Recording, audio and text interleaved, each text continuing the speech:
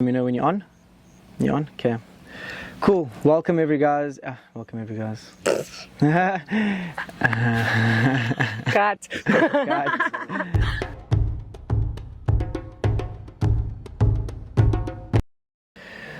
Welcome everyone back to the podcast, and today, as promised in previous podcasts that were done, we are joined by a very special guest, Sister Vee Nohambile, who is a traditional healer based in the garden roots of South Africa, and she has come to give us insights on all the different things that are to do with marijuana, the mental, spiritual, emotional benefits, how South Africa's absorbing it as a new legalized substance, and we're going to have a few questions and answers at the end. So welcome to it, and without any further ado, I want to introduce Sister Vee. Sister Vee, welcome to the podcast. Give thanks. Give thanks. Yeah, fantastic.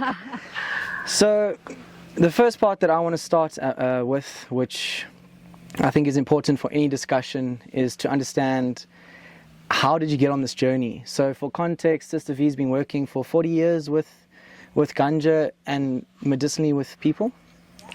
So the way I got onto the path is through Rastafari. So when I was 9 years old, so I think that was still in the 70s, Yeah, that's a long time. my first teacher came to me and the lessons started.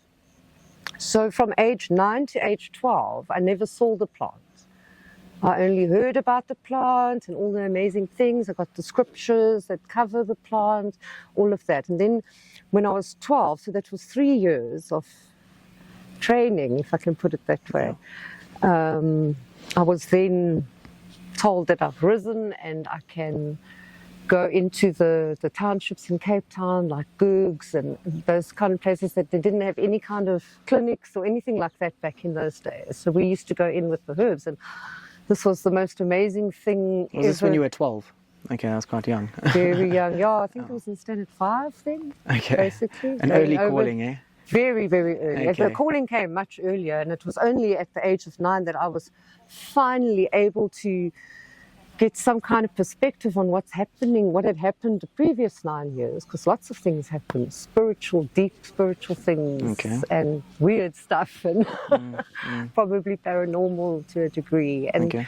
yeah, and so from 12, I started working with the patients, with sick people, going in, healing, learning how to make the oils. We were actually using olive oil those days. Like, you know, I use coconut oil now. But we also used honey, and we made teas and all kinds of concoctions with the cannabis plant and other herbs as well, to heal people from all kinds of conditions, mental, physical, all kinds. Yeah, so...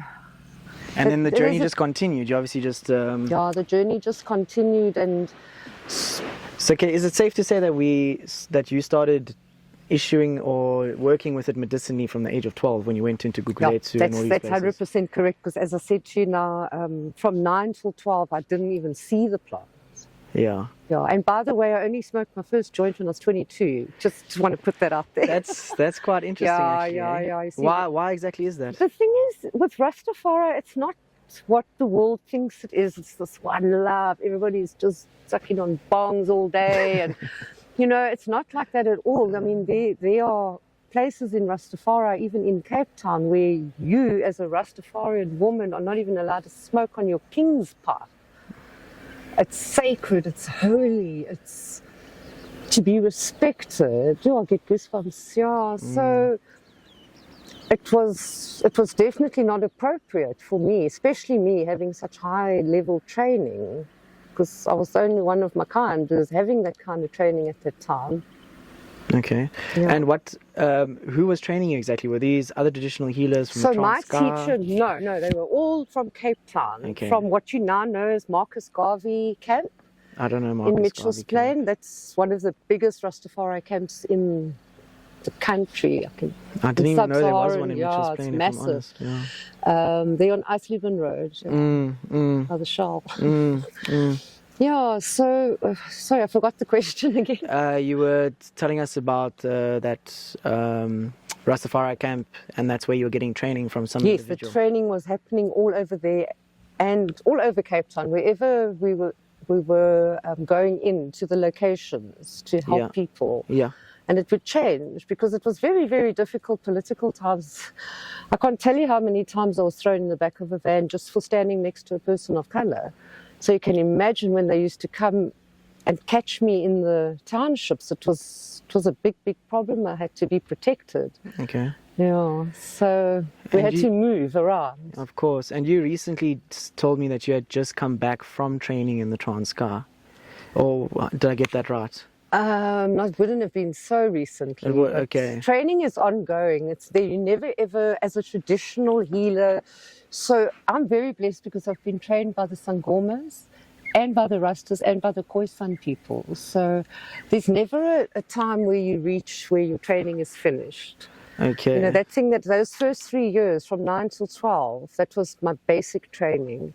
And then they tell you that you've risen. It's normally can take 5 years, can take 1 year. That's quite a blend of cultures or cultural background, ethnic backgrounds. Is it though? Because let me tell you that the plants are all the same. The knowledge is very, very similar. Okay. What the Sangoma Xhosa Nation is doing with cannabis and what the Rastafari crowd are doing with it is basically the same type of remedies. Okay. Yeah, and the growing techniques and things like that. And has most of your journey with learning been through traditional healers, or has it also been through mainstream sort of? Mostly through the traditional healers, but I did go and study medicine. I did not finish my degree because it was It's hectic. pretty impossible for me almost. I mean, when I was at Grooteskies Hospital in Cape Town in one of the 80s, 85, 86 around there, I got to nurse the very first full-blown HIV AIDS patient. And let me tell you, Corona hasn't got a touch on barrier nursing and things like that. I mean, those doctors didn't know what to do with that condition. So, of course, I was giving the patients ganja. And some of them are still alive. And it's Still at that 40 time, years ago. Obviously under the table. I finished school 40 years ago. Yeah. Now that I'm thinking about it. Yeah, it was completely under the table through their families. And it wasn't only the HIV patients, it was little children with epilepsy and little children with cancer and all kinds of people and all kinds of conditions that were incurable, according to the doctors. I would give those patients cannabis. Okay, but cannabis obviously in like an oral form. Or were they also smoking? It would depend on the condition, how I would, okay. administer the medicine. It could be just the leaves. We've cured cancer with just leaves. Yeah, which is that's a remarkable thing. I didn't even know. I mean, if you look at the leaf and you study what all's in there, there's a lot of stuff in there for us. Yeah, a lot of stuff in there for us. So, and you've been treating patients now for about 40 years. How many patients do you think? Turns out. How many patients around about do you think you've dealt with, and what would your, let's call it, success rate, although that's not maybe the best way to put it. What is the success rate in terms of successfully treating them onto a path that is a little bit more holistic? Do you mean the recovery rate? Yeah, recovery rate, let's say that rather. Let me just say that most of my life that I've been dealing with patients, they've come to me on their deathbed where the doctors have given up. You know, you wouldn't come to me for a cold or a flu. You're going to go to the doctor and get those pills. You know, of course. So I was mostly dealing with end of life type of scenarios, no prognosis, those kind of conditions where people were, like I say, on their deathbed. So in terms of recoveries, I mean, it was insane.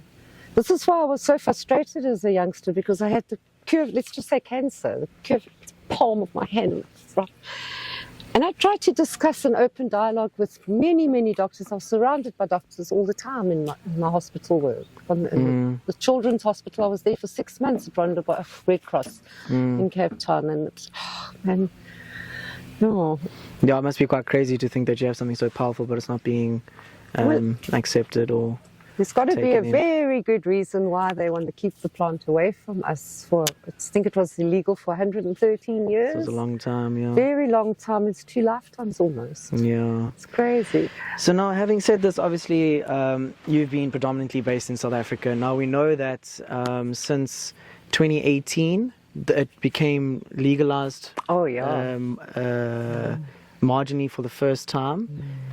How has that affected the South African culture? What are you seeing within South Africa itself, within the communities, maybe even within the Rastafari communities? How are we uptaking this plant? Well, it's one of the most amazing historic events. I get goosebumps just thinking about it, because I was actually up there in the High Court and it was amazing. So powerful. You're at the forefront, you with the Dacha couple and like... That's another story to tell you. It was so funny how I actually got to go into the court, because when I got there, I said to everybody, I am not going into the court because I had so much ganja on me. Like on the, if you look at the photos, with this big belt on. And I couldn't find anywhere to drop it in town. None of my daughters were working in the shops and all of that kind of stuff, you know. So I was adamant, I'm not going any near that court. Fucking hours and hours, and it just took forever. It was a whole day affair standing there. And eventually the security guard comes out and he shouts in Zulu, I think he was speaking, "No, action, action, we need 3 sangomas, 3 rastas and 3 Khoisan," and I don't know what all he asked that must come into the court. The next thing I knew, I was being picked up and carried in. They were picking my up. Staff, I had a big flag. They carried me in past the security with all the ganja. I was pooping myself. And I got to sit behind Russ Garrett's Prince in his amazing cloak that he had on that day, and the colors, and it was just so powerful. So that was a really good day. We fought. Oh, man, Dane was born in 1990. 1991, we started marching in Long Street in Cape Town. It was just like 30 of us, mostly Rastas and of course Clint. The Marijuana March. Yeah, and by 2016, 2017, we already were up to like 15,000 people marching through the city. It was getting, the pressure was I went to 2 of those actually. Did you? Yeah, amazing, I did. amazing. Well, check the archives. It was crazy. Yeah. I'd love to put some archives together. The cops used to sit and take photos of us. Yeah, of course, it was an experience of note. It really was, and it was just so powerful and a real live, living highlights of how when people who believe in something so strongly, when they come together, what you can do. We changed that law, just like we changed the apartheid law. So that's 2 laws that I've been involved in crushing in my little life. So I feel like it should be a real example to the youth for when they feel like they need to stand up for something and all the rest of it. You know, there are many, many issues in society right now that need addressing and action taken. But we give thanks for the 18th of September. It was amazing. I mean, I think, so it's now coming for 7 years, I think. Yeah, we waited about 5-6 years for them to pass the bill, which happened, I think, on the voting day last year. The president signed it the night before. Okay. So I think since then, and even from 2017 when the Cape Town ruling came through with Judge Dennis Davis, oh man, I can't remember which province I was in 2017. I think I was up in Joburg, Israel was born. And I was getting phone calls from everywhere around the country. Is it only in Cape Town that ganja's legal? From the Dennis Davis. The people were getting so upset, and why only Cape Town? And, yeah, of course, yeah. You know, and all of these things. And I think I always used to joke and say in Cape Town when I used to do my talks, I used to always say I want to see the ganja shop on every corner. And I've literally got my wish, because it's more than every corner. It's more, there's 2, 3 on a corner. Yeah, in Hobbs and Mowbray and Long Street, everywhere. Even in the north, I mean, there by Hermanville, there's just clubs everywhere. So I think that's really amazing, and that's a very positive thing that was even noted in the SAPS directive of August 23. It's the last one they did, about the social clubs and shops, that it provides safe spaces so you don't have to go into the dungeons, you know, the real dwellings are. Yeah, for sure. And on the medical side, I think it's a combination of curiosity and courage. You know, I think that most people out there, whether they've heard about cannabis before, or whether they have or haven't consumed it, I think everyone is very, very curious as to whether it can help them with whatever. It becomes very personal, hey, because you're talking about like people that are struggling with depression, ADHD, all these different things that are so binding on you. And you're like, is this something that can help?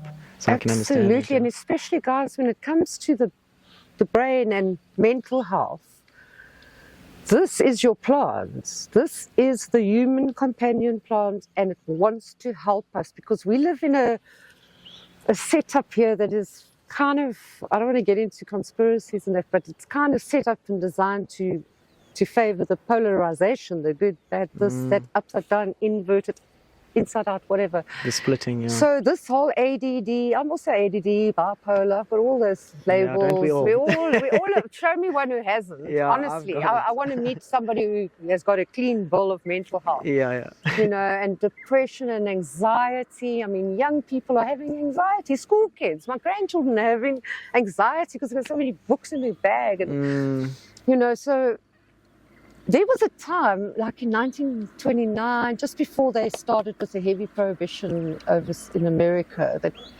CBD was always, for thousands of years, in the food chain. Everybody was eating it.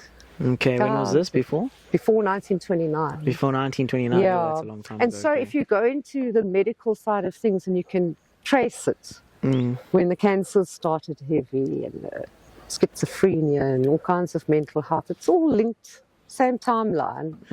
Yeah. But back to your question about how is society handling legalization, I think very, very well.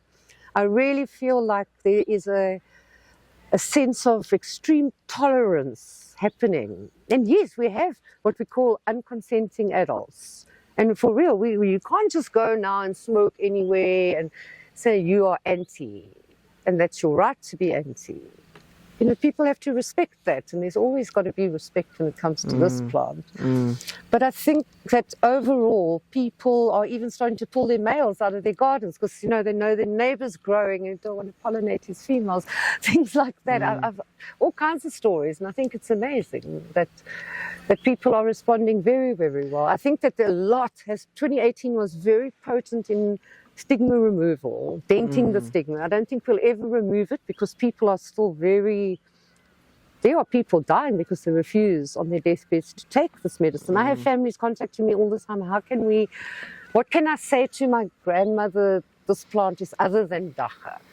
Because she won't touch dacha, but she needs it. So it's because of the stigma that we have those kind of situations. So on the professional medical side, like the doctors, I mean, I've been working with doctors with this medicine since I was a teenager. And I've always had this type of response from doctors like, sister, they can't understand how they studied the body for 7 years and they've never heard of this. And that's such a thing, man. And unfortunately, still worldwide, and it's not included in the curriculum. But here in South Africa, we're very, very blessed because we've got a lot of traditional healers, thousands and thousands. They say 82% of our population consults with traditional healers. I saw a stat like that actually. It's probably more than that. But so I like the way they move between both because we need to work together with the Babylon doctors as well. So like Dr. Gallo from East London, she's also very, very busy overseas educating doctors. One of my mentors, Dr. Sharon Price, also from Garden Route, she's also very busy training the doctors. And so they're getting there. They're getting there. They've got the books and, you know. Has it... Obviously, America in the different states, it's been legal for quite a long time, but now it's obviously pushing a lot further into all the states in America, slowly over time. Are you seeing anything? Do you have your finger on the pulse in America? The reason I ask is because how is it? How does it look different? America uptaking such legalization of the herb to here, because obviously America doesn't have the intensity of tradition in its ancient culture like with the Native Americans compared to how we are so connected to our traditional healers here. Can you talk to that a little bit? I recently did a interview with Susan Byrne. She's a cannabis lawyer from, can't remember which state she's from. We spoke about this because they do not have traditional healers anymore. I mean, they practically wiped their Indian people out. And that art, I like to say it's an art, the whole herbalism thing. Of course. That knowledge is definitely dying out as the more westernized. But with regards to cannabis, it is said that they are 15 years ahead of us. But actually, in reality, when I really sit and listen to what's going on there with the federal situation versus the state and the usual bipolar laws that they have, I think they're actually 15 years behind us, unfortunately, because I think we have made more progress in our short activism period. Let's call it from the 90s. So we were really getting serious late 90s. Yeah. We're still dancing in the streets in the first one. But yeah, I feel really sorry for America because the businesses are closing left, right and center. People just cannot keep it up anymore. And it looks like a little pattern that might seep in here as well in terms of how the elites deal with things, because make no mistake, they are in. Most of the cannabis in the world today is actually GMO cannabis, unfortunately. So our last hope here in Africa is to work with our legacy growers, like from the Transkei. You get the most special types of medicine. So I'm concerned about the States. I mean, California, there's places in the States and even Canada where they are busy making CBD illegal again, taking it off the shelves, only get it from the doctors. So going the opposite direction. Yeah, that's why I say I feel like they're actually 15 years behind us, but definitely in the mentality. The laws, I think look, we give thanks for Trump. I'm not a Trump fan at all. I'm not any politician's fan. I'm only jazz fan. But I think the 2018 hemp bill that he passed was the rolling stone to many countries, and especially us. But what's so special about our ruling is that we've got the privacy ruling. They don't have that in the States. They can still have their houses bashed down and it's all of that going down. And it is still also happening here. People are pimping each other. It's all of that kind of stuff going on as well. But we have a solid cannabis bill. It's really solid. And I may not agree with every single thing in there. I won't go into that. I have appealed them. But I think we have a solid bill, even though it took so long to sign. I feel like we're going in the right direction. I feel like America's going in the backward direction. That's interesting. And you can check me out. Check on my LinkedIn, all my business posts and that. And it's the same picture in the UK. Hey? I'm excited about Germany, what they're doing. And even Switzerland. They're getting, when I see medical, look, it's all medical in my opinion. When you smoke a spliff or take an edible, drink some tea, you're making biological changes in your brain. So it makes it medical to me. Yeah, of course. Yeah. And now they're ruling those kind of things in Europe. So you're seeing the wave come past just Amsterdam into other... Well, I don't know. Have you been to Amsterdam? I haven't. No, I was close. But I believe it's all changed. I believe in the old days, it was known from the airport to the coffee shop. You know what I mean? But apparently it's not like that anymore. It's much more controlled now, not so free for the tourists anymore. I'm not 100% sure.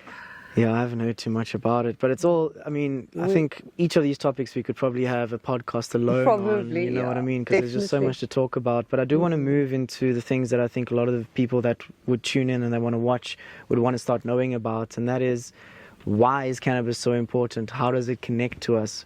What is it about our body that makes you call this plant the human companion plant? That's a great question, Chad. And that's the reason why I wrote the book, The Human Companion Plant. And the reason why this specific plant is our human companion plant is because of the THC molecule. Now take note, THC, the human companion. Okay. Just say, that's how my bipolar works. Yeah, of course. We've all got a little bit of that. Yeah, Shan. So the THC molecule is the one that they have demonized, reefer madness. I mean, you can go and look at what we had to listen to in the 80s and 90s was crazy. It's about dacha. I mean, I actually didn't like that word at all. It was just like... It's quite a heavy word, eh? It's a very heavy word, but now I've transmuted that and can tell you a story about that. But Sorry, just No, that's okay. I think we're just going to go into basically talking about the endocannabinoid system. Oh yeah, I'm telling you about Yes. why this plant. Yeah, so THC is the molecule that's required to open the endocannabinoid receptors. CBD can't do it, CBC, none of the other plant phytocannabinoids can open these receptors in our brain that is called and makes up the endocannabinoid system. So we just say ECS to shorten it because it's quite a mouthful.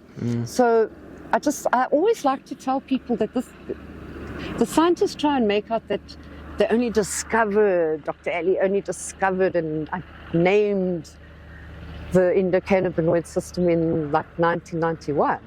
And that is not true. And I really need people to, because that creates the impression that somehow human beings are evolving and have now developed a new system, or I don't know what kind of perspective they're playing with there. But the truth is that in my book I said we have 350 million years of archaeological evidence of the endocannabinoid system in a creature that doesn't even have a heart or a brain, the jellyfish. So like I always say, remember the plant used to live in the ocean before coming onto the earth. So after the book was published, I actually had a rebuttal on this. A few people took me on about that. That's bullshit. That is no way, even though I had the citations and that. So I decided to go back to my 2020 research and go to ChatGPT and, all the new fancy ways of doing check out. Yeah. Because I must respond now. And it was quite funny that all the research that I went back into and GPT, he said that it's more likely 500 million years. So it's a lot older. So that's why, as I said to you earlier, that the cannabinoids were always in the food chain. Through the hemp production. There was more CBD, but obviously there's always a bit of THC. So we need the THC, and when I say we need the THC to open the system of receptors to ensure good health, because we're now teaching our students that this endocannabinoid system is actually the body's supercomputer. So it was around about early 90s. I mean, you have internet then. I was getting my information still from the varsities, British Ski and PubMed and papers that we could access and things like that. And the research came out that the endocannabinoid system controls the endocrine system, which is the hormone system. And if you read my book over and over, you'll see that I basically believe that everything is about hormones. Every illness, epilepsy is from a hormone. It's a lot to do with hormones. So that was very, very big scientific news for me, that proof. And that's how we got to where we are now. 30 years later, the scientists can now say it's the modulating system. It controls everything, not just the endocrine system. It controls the blood circulation, the musculoskeletal system, the neuro system, and so on. So this system, what I'm saying to you is it needs THC to be activated. Because the endocannabinoid system is very, very interesting, and the scientists, they admit that they struggle to understand how it works because it doesn't work on demand all the time. It works on demand. So the scientists can say that the system and the receptors are ubiquitous. They're all over the place. They're omnipresent. That's a word that they like to use. And are they working through their own, obviously not through their own system, but they're not going through neurons, or they're literally just in your cells and they're clapping around, just having a ball? Every single cell, and there's like, I don't know how many billions of cells we have in the body. Every single cell has a endocannabinoid receptor on it. Okay. Every single cell. Originally in the 90s they were saying that it's only in the nervous system and the immune system, which is incorrect. It's on every single cell, even in your hair, your nails, the pulp of your teeth, they found endocannabinoid receptors. Okay. Yeah. And that's how it establishes its omnipotence, as you say. Exactly. And THC is now the molecule that activates this, that enlightens it, that sparks the fire. Yeah. What about the other compounds? What about CBD, etc.? So CBD, I always refer to THC as the queen of the cannabinoids because of the feminine aspect, and CBD as the king, meaning that he's actually higher than the queen. So one of the most insane and almost unexplainable things about CBD is the way that it can calm the psychedelic effects of THC. Do you want me to quickly explain? Go for it. It's very, very technical and complicated, but I've tried to make it as simple as possible. So if you can imagine my hand, this is the neuron, okay? Yes. And you've got your endocannabinoid receptor on there. Imagine that the surface area of the endocannabinoid receptor is shaped like a circle, say now like a donut with the hole in the middle. Yes. Okay. So then there's a docking bay where the THC comes along. So when the THC comes, everything else comes to the CBD, THCV, whatever's in that plant or in that medicine that was made. So there's also CBD little docking bays, but they can't get into the receptor like only THC can. Okay. So when THC goes in there, CBD, I'm going to blow your mind now. I'm waiting for it. You've got me. My students always say you've got blowing me. my I'm mind. hypnotized. The CBD has the ability to change the shape of the surface area from a circle to a half moon. Can you imagine that? Yeah. It's a bit difficult to So it's like, I know exactly. So it's almost half the surface area. And in doing so, it reduces the effect. half of the THC that's going through. So it modulates it almost. It modulates it. It's actually called a negative allosteric modulator. Something like that. I can't remember the scientific term for it. Yes. So that is one of the most mind-blowing findings about how, because we've been asking how. And why is that so important? Why is that so significant?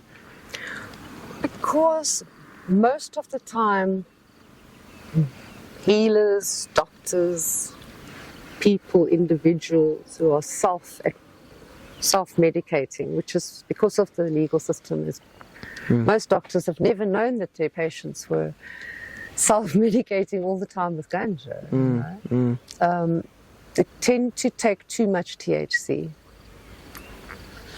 So you've got to have some CBD in your medicine to... It's like the anchor that holds you down. The anchor to the balloon kind of thing. Yeah. Okay. I mean, I see it in clubs and social places all the time when somebody smokes a plant that's much stronger than what they might be used to, and they flip out. I've seen it myself. Yeah. Just give them some CBD straight away, whether it's a big joint dose, or a couple of drops, seconds. Within the longest I ever saw someone take to come right was 7 minutes, which is quite from long. like a super high. Yeah. And then so the CBD, it's one of its main functions is obviously modulating the THC, making sure we don't get too flippant up into the other realms. From my previous conversations with you, and obviously having read the book myself, you say that CBD has even more that it does, because you believe that CBD is, and maybe the science shows that too, that CBD is the main culprit responsible for the mental, emotional, and spiritual well-being as well, and physical, of course. Definitely. I'll tell you why. CBD is, they actually even nicknamed him now a promiscuous cannabinoid. Okay. Because it's got so many targets in the body.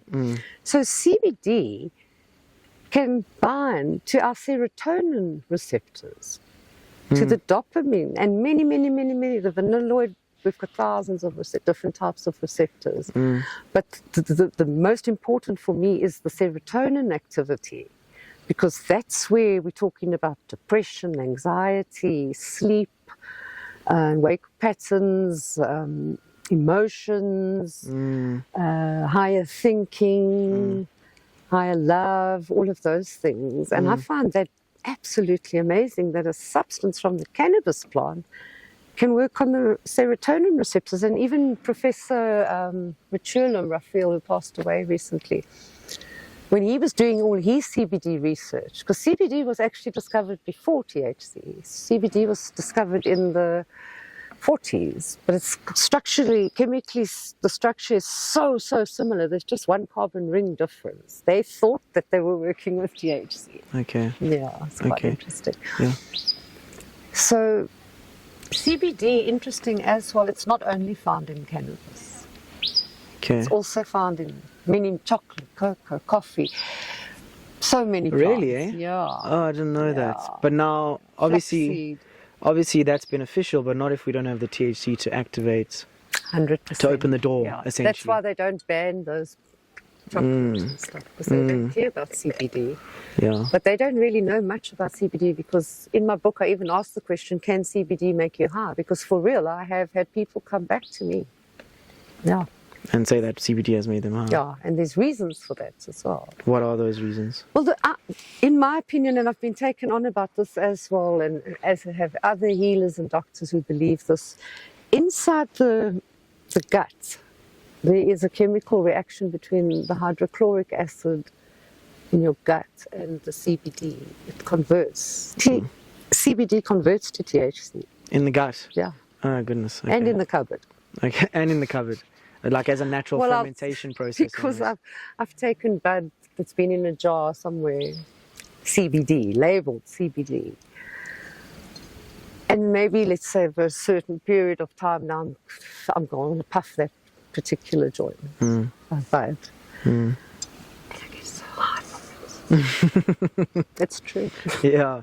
So because it's so similar, it's not that bizarre to think that it could shape-shift or transform over time through natural processes to something closer to THC. Yeah. Okay. And thinking about all of this now, obviously the main ones that we know is THC and CBD, but after reading your book, I'm led to believe that there's a whole bunch of cannabinoids. How to not get too caught up in all the different roles that all these play, and assuming that they all play together anyway, so separating them might be a little bit strange, especially for someone with traditional healing experience. How do those other ones add to the medicine for human beings? The CBG, I think it is, and all the other ones. Oh, no. Let me talk about CBN first. Okay. I love CBN because I have a lot of experience working with this molecule. Now, CBN is the byproduct of THC. So that those plants in the wild that have gone brown already, that's high CBN because the THC is degraded. So we're talking about aged plant material here. Now, by aged, I mean 6 to 8 months at least. Now, let's be honest, most people can't keep ganja lying around that long. You know, the rats get it or something. But or they get it themselves. If you can take it to that point, and I do because I use it for instance for my sleep patients. Yeah, serious like parasomnia type of patients, they just cannot sleep at all. And this is helping them. The CBN. Yeah, so I take those high CBN plants that I've left for the THC to degrade. I work with that molecule. So they call it like the couch lock.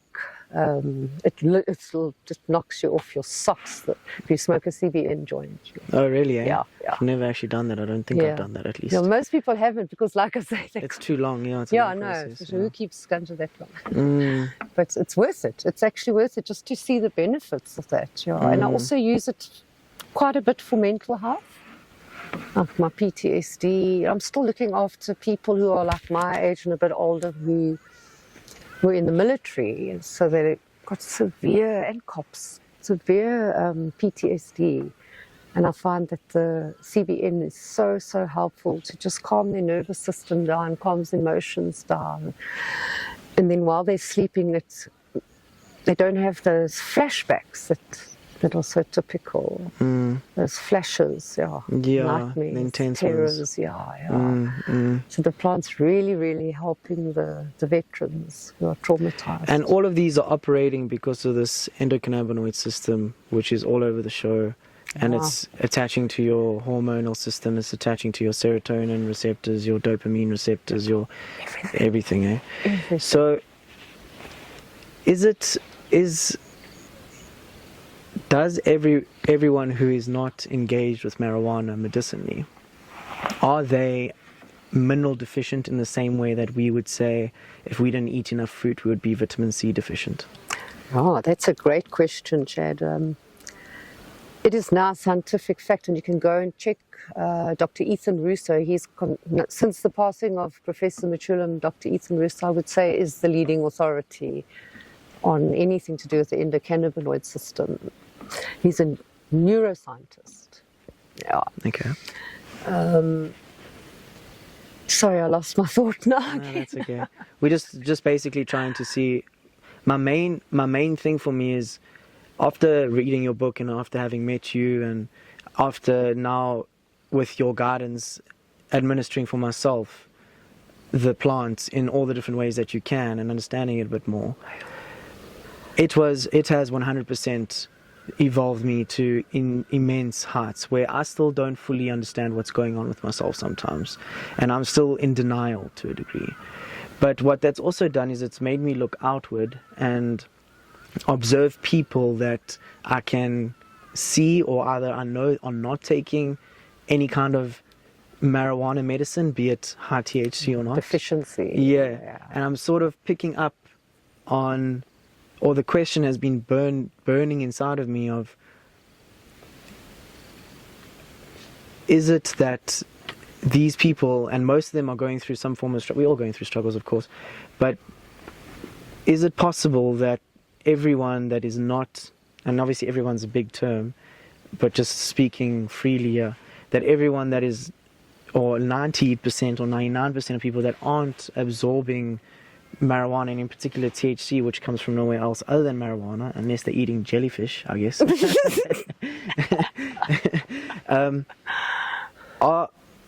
are they at a disadvantage? Is it that essential? Is it as essential as drinking water? Absolutely, and that's what I was just thinking about.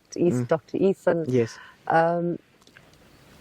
Clinical cannabinoid deficiency is now an official diagnosis and has been since at least 2016, around there, through Dr. Ethan Russo's research. So yes, absolutely. Look, on my side, on the clinical side, people come to me when the doctors say, I can't help you anymore, regardless, not just cancer, autoimmune, skin conditions, all kinds of things. And you asked me earlier about my recovery rates.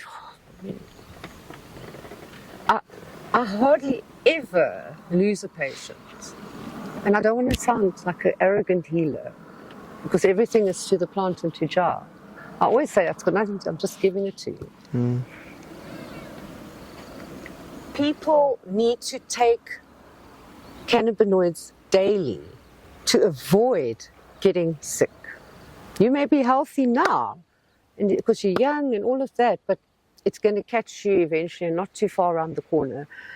And you will be thankful if you supplement your endocannabinoid system, so that when there comes a time when something fails or you get inflammation, that's the first thing that goes for the body.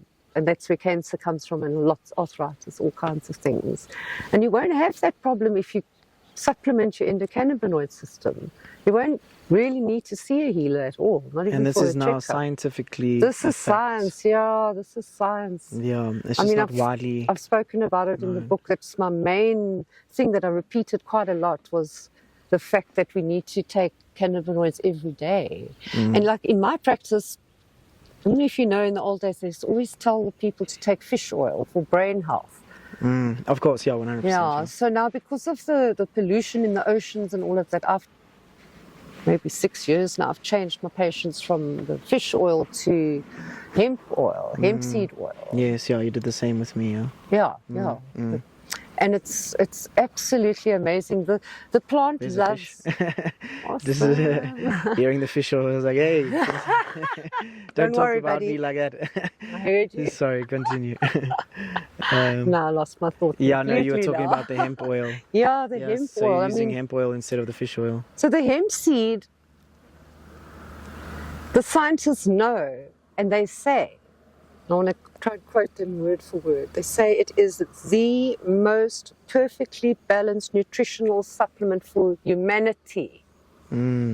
It's big. Not my words. Yeah. It's their words. And that's a fact.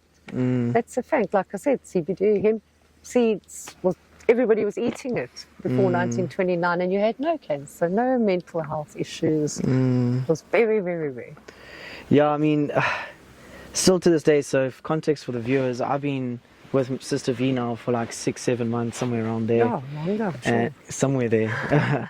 And even me I classify myself as someone that does have an open mind, and I have my traumas of the past that stop me from, that limit that open-mindedness and whatever the case is. But even myself, I've been working with marijuana now just before I met you, and then I would say more educatingly doing so, or in a more educated manner since I met you. And the amount of like having to work through the doubt and being like, am I sure this is right? Because it's like, it makes you feel so good.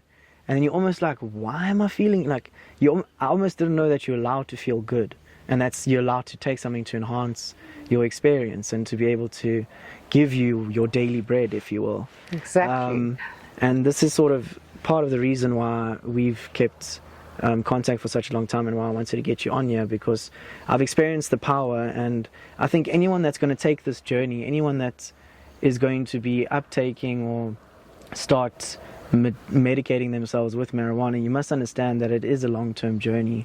And from my perspective, someone coming from not doing anything for a long time to now opening up to this, you are going to face resistance. And even though I read your book, 69 citations, 144 pages, whatever it is, there's still this thing in the back of my mind that doubts, and it's like, no, you're doing it wrong, or whatever the case is. And I think that's just programming and whatever. But one of the main things I was hoping, especially out of this section of the podcast, was to just drill home how important this thing is, and just to be open to it and to try to listen, because it's not only about what the plant can do for you, it's about what does a healthy, happy, vibrant you do to the surroundings, to the people around you, to your closest relationships. And that's what I've also noticed that it's done for me. It's helped me modulate my relationship so much better, and put a better step forward, so that I'm not so tight or angry or upset or not closed off to what people are saying to me. And I think that is, I have a lot to thank to the plant because of this, and I have a long journey yet to really understand. But even just talking to you now, all the information that you're giving and just reiterating that in the mind, it just gives a sense of peace. Having said all of that, and speaking about the EC system, the one thing that I always fail to mention to people when I'm talking about, I always talk about the endocannabinoid system, but I fail to mention the fact that obviously through the hormonal system, or the endocrine system, it also is obviously working at a spiritual level, and that's feeding into things like your chakra system, and like balancing the chakra system and all these things. So I know we want to go into a section where we talk about the spirituality of ganja. Let's do it. Can you please go into that, whether you focus on how it heals the chakras or whatever it is, because that to me is a land explored that I'm not sure of. When you said it to me, I was blown. I was like, what does that mean, you know? No, for sure. I mean, can you imagine the world waking up in 1991 being told there's this new system in their bodies and it needs dacha? I mean, come on. And on top of that, so it's like body parts that we weren't told about. You didn't learn about that in high school in biology, and like I say, doctors aren't learning about it.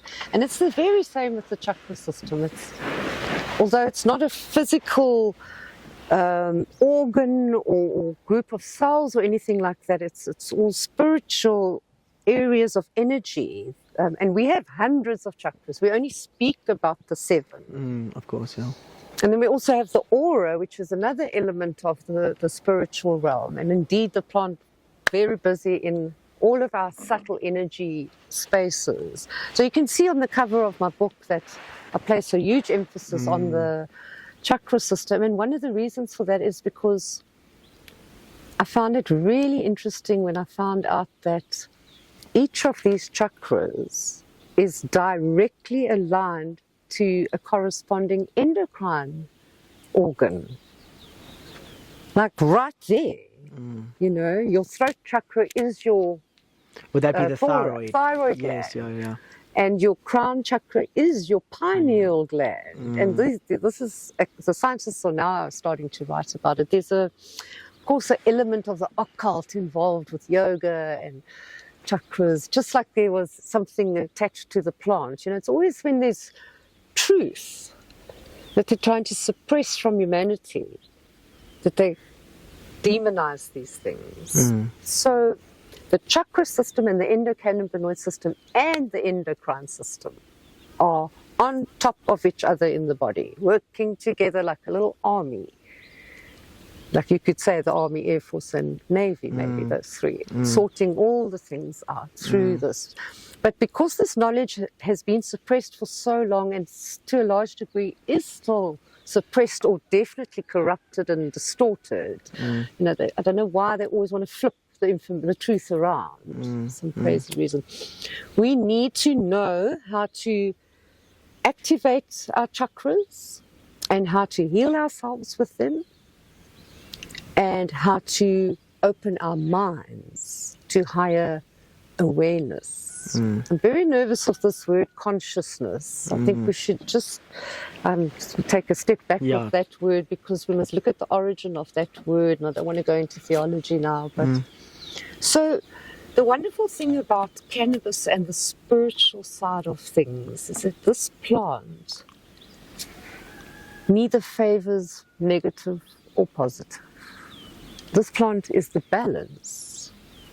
And when it interacts with you, I swear to Jah that this plant is, the people always say, is it addictive, and the addictive side of things. I think that this plant is more addicted to humans than humans are obsessed with the plant. Yeah, that's, I've never heard anything Came like out that of before. the ocean onto the earth is just want to get closer and closer to Jah people. Yeah. You know, for the healing of the nations. So on the spiritual side, and especially when it comes to the chakras, cannabis can open all 7 of these chakras. And let me just tell you the truth, that in order to achieve any kind of healing, whether it be spiritual, mental, or physical, all 7 of these main chakras have to be open at the same time. That's quite something to achieve. And you can do it with yoga.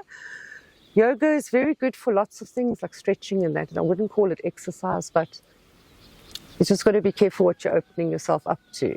You know? With that being said, is there anything that one must be aware of spiritually when they are smoking ganjas? Because obviously, if we uptaking a lot of this very powerful supplement, and that supplement is working directly on our energetic system, the chakras, it's obviously opening us up to higher frequencies or to a whole bunch of realms that I definitely don't fully understand. Absolutely. Is there times where we need to be intentional before we smoke? Is there things that we need to be aware of when we're smoking? Does the fact that super high THC add to what we can expose ourselves with? You understand the question? Absolutely. People need to know an authority that they have to respect this plant, because to respect this plant is to respect yourself, to respect the I and I, the holiness and divinity inside yourself, and to keep your temple pure. THC levels, big concern for me. When I was a teenager, 80s, even up to the mid-90s, THC of 6% was considered very high. So now we have what they call over 30s clubs. The ganja, the THC is just stronger and stronger and stronger, and this is a big concern, because even on the medical side and on the recreational side, if you take more, because your receptors can only take so much THC, and everybody is different. So your endocannabinoid system is like a fingerprint in terms of uniqueness, and even the iris of the eye.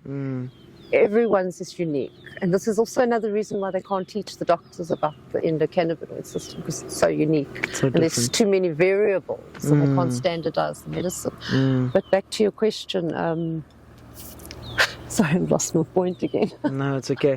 It's so intense to remember everything. You got me in it was quite a long question. Yeah, of course, 100%. But like I said to you, Chad, this plant wants to bond with us. And as a respect for that privilege and honor, all that is required of humanity when they want to consume this plant is to set the intention. Because when you set the intention, you are immediately in self-observation mode. You are observing the self. So you can't lose your shit when you're observing yourself. And the plant helps you with that.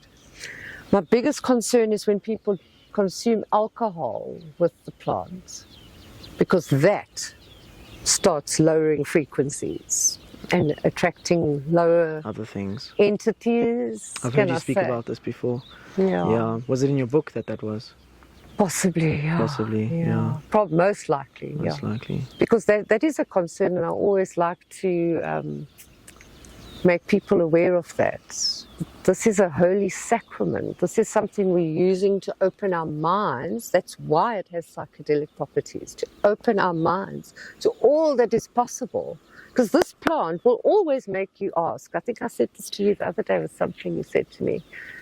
What else is possible for me here? What else can I do? What else is possible? Because everything is possible.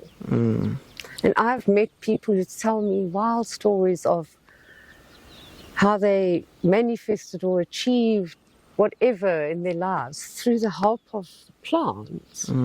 Just by being able to set intentions and get their mindsets, out of the depression and out of the bipolar and into the individual and into the greatness of all that the world has to offer us. When I was younger, people used to always ask me, and even after 2018, people would still ask me, Sister, why is the ganja illegal? Why? And my standard answer is because it's illegal to be happy. I've written about this. Is it illegal to be happy? So they always speak about being high on cannabis. Because who wants to be low? A lot of people say they prefer to be high because they simply don't want to be low. And right now, where our frequencies are on Earth with the states and the stuff that's going on, let's not even go there.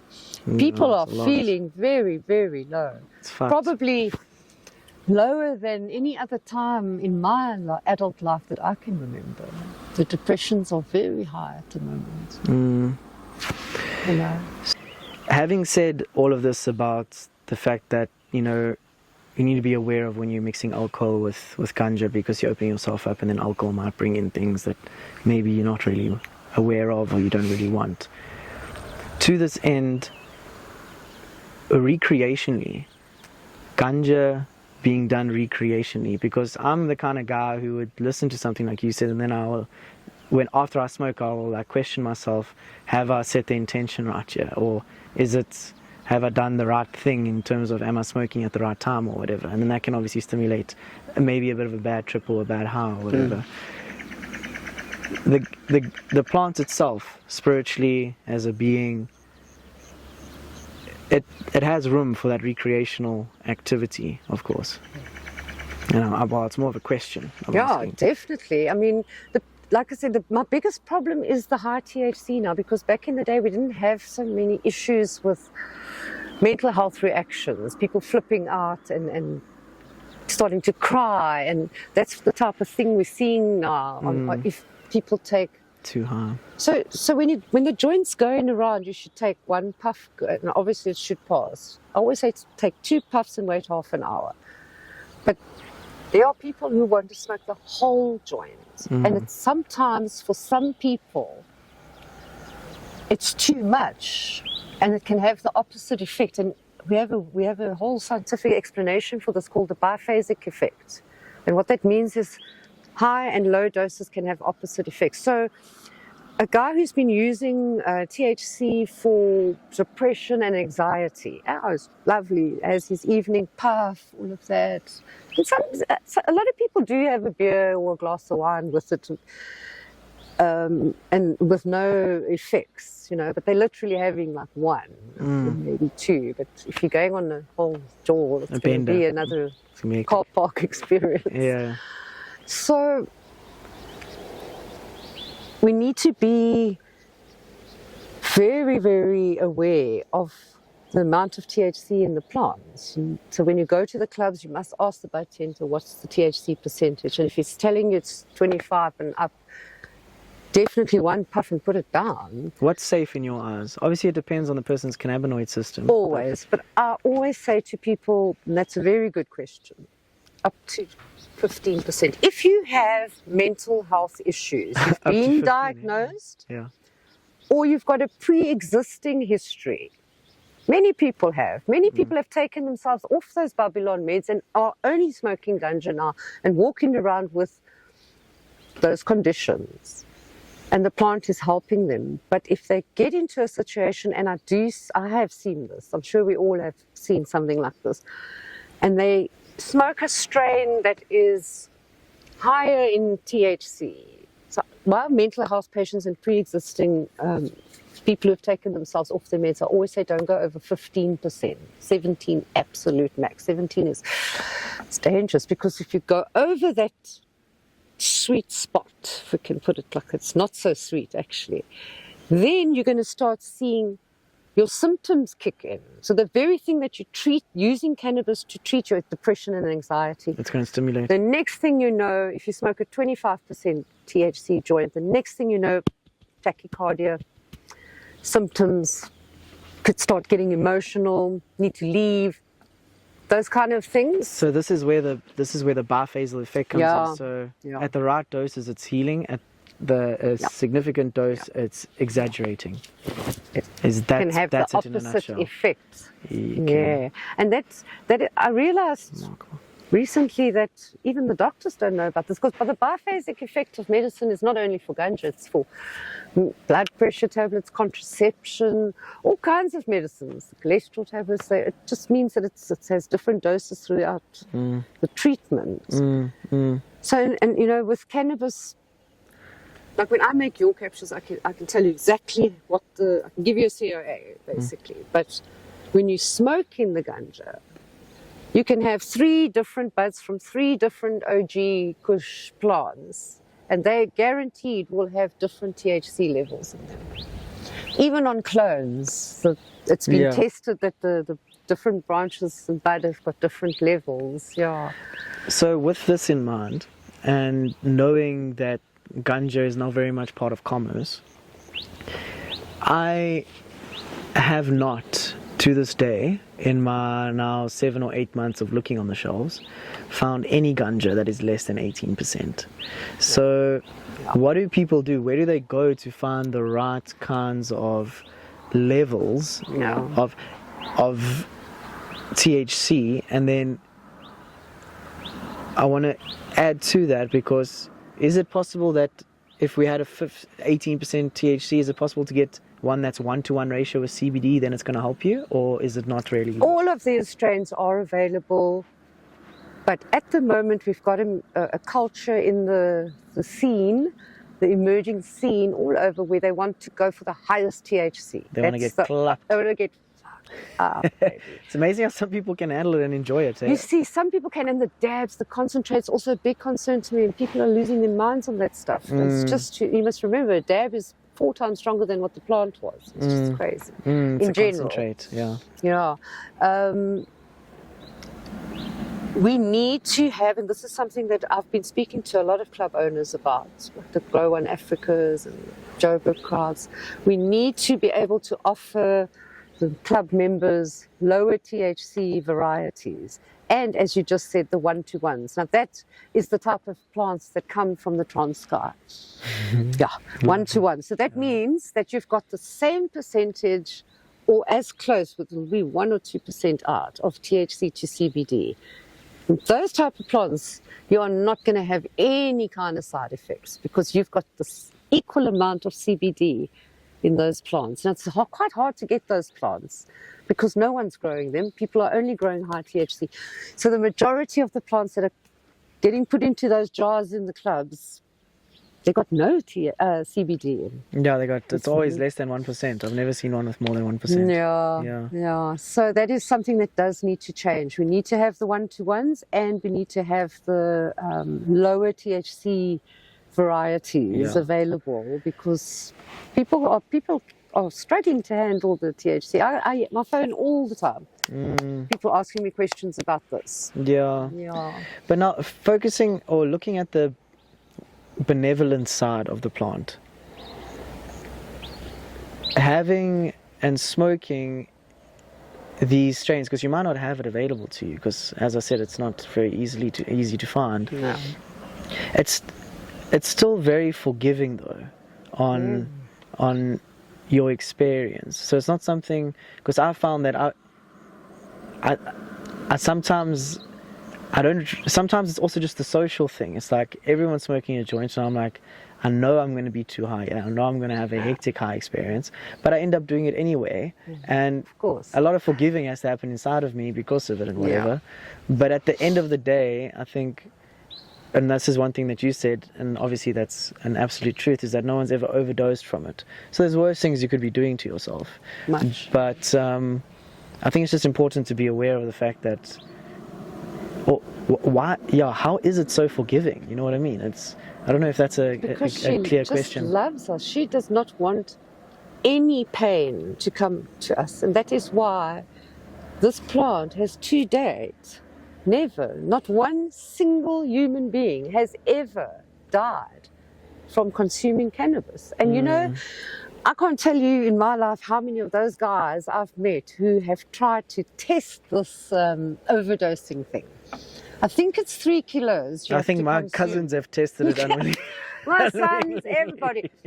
And still, they've been crawling on their bellies, like catching and, really having some hyperemesis going on. Yeah. But they didn't die. The same thing cannot be said for synthetics, though. So people have to definitely know, does this come from a plant, a real plant? Because today, there's so much deceit in you think you're buying a bud, and it's actually synthetic vibes. So you just got to know what's going on. Same thing obviously for the oils as well. It's a remarkable plant, and I think we're probably going to do this again at some stage. I hope that we will, because I think it's just a topic that the more you speak about it, the more you want to know. But in ending, I do want to do a Q&A based off of questions that I received online on the social media. And I know that a lot of them might even have been indirectly already answered. Touched on, But I do want to do the people service that did take the time to send in their messages. That's lovely, on your Insta. That's it, exactly. Nice. So the first one, and we have spoken a little bit to this, is can you please explain the relationship between marijuana and ADHD and how to regulate it? Okay, definitely the plant can help for ADD, ADHD, and all the other. The most amazing thing about THC, its main target is the brain. This plant is so passionate about neurodiversity, and this is why I've got so many patients with mental health, even young school kids. Their parents think they get a diagnosis just to give them some pills. There's actually nothing wrong with them. They're just busy or whatever. CBD is your friend. Patients who are asking questions like that, they need CBD in their life. A tiny amount of THC. Yeah, make sure they stay away from the THC, not too high level THC. I can't tell you how many people I've helped with my medicine to get off their pharmaceutical meds, which have severe side effects. CBD is your friend. That is your best bet. And for socializing, people with those conditions, and so many, every second person has ADHD. Stick to the low THC strains. And this actually would lead into one of the next questions, which is the difference between smoking and edibles, or orally ingesting. Yeah. The significant parts, at least. I know it's probably a long. So in a nutshell, smoking is instant. edibles and oral consumption, you're waiting like 2, sometimes 3 hours, and this can be a concern because people get like, whoa, I don't feel anything, you know, all of that in their child, and the other half of the brownie, and the next thing they're flipping over. So you've got to be conscious of that. I always say, like with edibles, just try and wait 2 hours, and after 2 hours then just have another 10 milligrams. You know, you've got to be careful because you are so unique. You know, but in general, it takes about 2 hours for that to kick in. It's wonderful, especially when I've got so many people who come to Clayton. I give them edibles when they fly back. They're 22-hour flights and they're sorted. And they're going. Yeah, they love it too much. Sleeping or whatever they want to do. Get creative. And in terms of the medicinal side, is there a significant difference between getting it orally, smoking? Is it changed the structure differently? Going through your lungs versus? Depends what we're treating, hey? Okay, it that's does interesting. Depend. I prescribe in all different styles and delivery routes, if I can put it that way. It just depends what I'm treating. But if I do have patients like my PTSD patients, trauma patients, mostly mental health, even some schizophrenia, the plant is smoking, puffing, is really, really helping the people, but it's got to be those low THC strains. Okay. I've got strains that I work with where the CBD is about between 15 and 17%. That's very high CBD, very, very high CBD. You won't believe the type of experience that gives. It's not a high like a THC high, but it's an experience, definitely. You know, a lot of neuroscientists and brain doctors, they claim CBD doesn't do anything to the brain, and that's really completely wrong. It absolutely does have a lot to do with the brain. Yeah. I remember when I was just starting up one of my companies, doing a lot of training, and I did a whole bunch of CBD drops, and then I did reishi with it. Then I got into an Epsom salt bath. And I remember telling my friend that I felt like a pixie. Wow, yeah. Because I was the most blom that I think I've ever been. Because you just sink in. Completely calms the nervous system down. Yeah, and people, so that's why I say for the diet by neurodiverse conditions like ADHD and so on, CBD all the way. CBD is your friend. And people are welcome to contact me. I'm not on the socials anymore. I'm fired. Expelled. But if they have my book, my number is in there. Cool. Yeah. Maybe put a thing. Yeah, we'll discuss afterwards exactly how to get people these things if they want it. Because a lot of the dispensaries that are currently available, half the time there isn't even a doctor inside there, let alone a traditional healer. So, and that's fine. It's just that I know that most bud tenders, I always tell the bud tenders, you guys are the doctors. You need to brush up on your, and I give them the book, and because they are the front guy, and the people with medical conditions, they need to know which strains for which. It's funny because I go into most of these dispensaries, not because I'm buying, but because I'm with my cousins and whatever the case, and they're buying. And I speak to these people, and they just blank when I talk to them about certain things. It's quite crazy. It's not really fair on the bud tender because he just thinks that he's like serving a beer. It's an education thing, eh? You don't know what you're doing until you know that you've been doing it. It all falls on the owner bliss. of the club, actually, you know. Yeah, it's just a human thing, eh? Happens, commerce. But I really feel that each club should have some kind of a medical something happening because it should be like training, really. You should have training before you tend to the bud. It should be necessary. It sounds like it, at least. You know, I don't want to sound militant, but yeah. I've been all over the country to most of the clubs with the book and that, and you know, you do see things happening. And if I hadn't been there, I often wonder what do you guys do in the situation. And I've seen it right in front of my eyes, and that was where I sparked a lot of interest. It was after me and you had met, but we were in a club in Cape Town, and a guy was smoking either for his first time or his first time in a long time next to us, and he smoked and he just completely passed out on the spot. And the friends were just laughing and whatever the case is, and I was like, yo, this is intense. And I went to go check the guy's breathing, make sure he's okay. No, it's a problem, man. But we do take things really casually, but you know what, the universe is unconditionally loving, so it really it doesn't mind which way we choose, eh? Yeah, it doesn't. No, she doesn't. Fucking and that's crazy.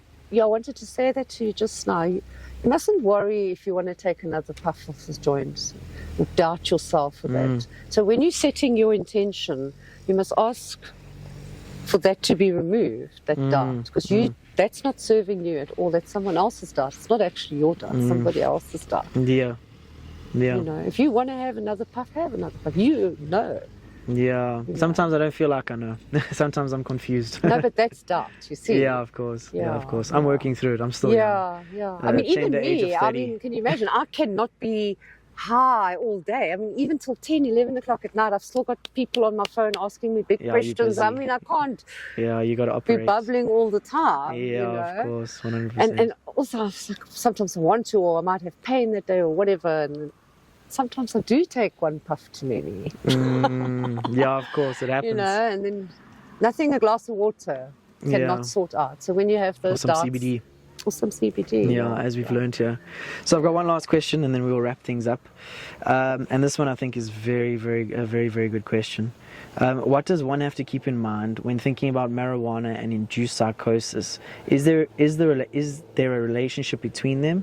Can marijuana cause psychosis? Yes. So I think it's chapter 6 or 7 of my book when I was writing about schizophrenia. The reason why we are seeing psychosis is exactly what we've just been talking about. It's because of the biphasic effect. Too high THC? Yeah. So if someone wants to start medicating a loved one of them or themselves, but they know that they have some really delicate mental condition, stick to CBD? Absolutely, yeah. Absolutely, yeah. And then the biphasic effect is not your only concern when it comes to the medical side. You absolutely have to do the drug-to-drug interactions checks, DDI. That's why I always ask you, if you ask me to help someone in your family, I always ask for the list or the prescription. Yeah. Then I've got a program where I go on and I type all those names in, all the generic names, with the medicine that I'm going to prescribe from the plant, and you check if there's any interactions.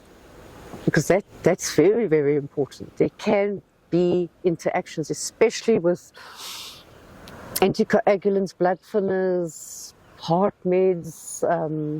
You know, you've got to be not everyone is a candidate. But at the exact same time, drug-to-drug interactions generally don't happen below 100 milligrams of cannabinoid treatment. Okay. And that is studies also from Dr. Ethan Russo and Dr. Dustin Sudlak and all the big boys in the game. Okay. But it can still happen. So for me, I take each patient as a new package, a new present, and, you know. Unwrap them, yeah. If I'm in any kind of doubt, I have doctors that I can go to and say, well, do you think this is I'm concerned about this, or whatever. But in general... So if someone, let's say someone doesn't necessarily have access to you, would you still give them the green light on a basic full spectrum CBD supplement? Yeah. Or for experimental use, let's say. Yes, absolutely. Yeah. Okay. Look, I mean, I've been accused of making false medical claims about the plant. I mean, I haven't even told you what the plant's done for me personally. I wouldn't even be here if it wasn't for this plant. And that is not even my opinion. That's my professor from Pujaske's, my rheumatologist's opinion. So, yeah.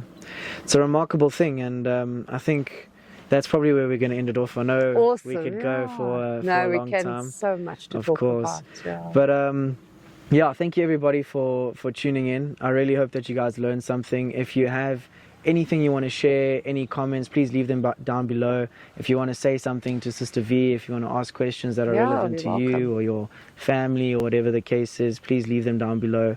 I will be getting in touch, and Sister Vee has offered to just give away one of her books. So if you just like the video, comment down below. Anything really. You can be a thumbs up, it can be just saying what you've learned from the episode. It doesn't really matter, and we'll just randomly go through that list, and we'll just send one of those books through to you. Yes, with pleasure. Yeah, for sure. But thank you for tuning in, and we're going to see you guys next time. Thank you so much, Chico, for this amazing honor. It's an honor and a privilege for me to be here with you in such a beautiful location. It's amazing. Yeah. And thank you to all the viewers for tuning in. Blessed. Cool. Thank you, sister. Oh, yeah.